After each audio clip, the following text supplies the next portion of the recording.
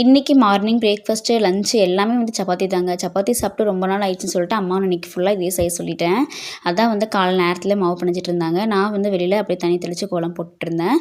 TV வாங்கி ஒரு 4 நாள் ஆச்சுங்க. 32 இன்ச்சில் வந்து புதுசாக வாங்கியிருந்தோம். ஆல்ரெடி 24 இன்ச் இருந்துச்சு. ஒரு 7, 8 இயர்ஸ் கிட்டே ஆயிடுச்சு அதை யூஸ் பண்ணி.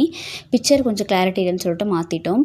ஸோ அதான் இந்த செட்டப் பாக்ஸில் இனிமேல் இது ஃபிட் பண்ணலைங்க. ஸோ டிவி தான் மார்னிங் இருந்துச்சுமே புது டிவிங்கிறனால தினமும் ஒரு ஒரு ஒரு வாரத்துக்கு அது இது இருக்குன்னு நினைக்கிறேன். காலையில் இருந்துச்சு போட்டு விட்டுட்டு நான் டீ குடிச்சிட்டு இருந்தேன். அதுக்கப்புறம் செடிக்கு தண்ணி ஊற்றிட்டு இருந்தேன். செடி பார்த்திங்கன்னா மண் கொஞ்சம் சரியில்லைங்க.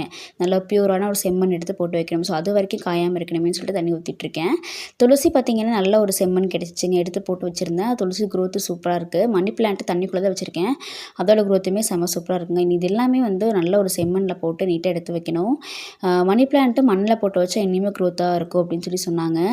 ஸோ அதுக்கப்புறம் பார்த்திங்கன்னா உள்ளே வந்தாச்சு. நானும் அப்படியே அம்மாவுக்கு சரி ஹெல்ப் பண்ணிவிட்டு நானும் ரெடி ஆகிட்டு சாப்பிட்டுட்டு கிளம்பிட்டேன்.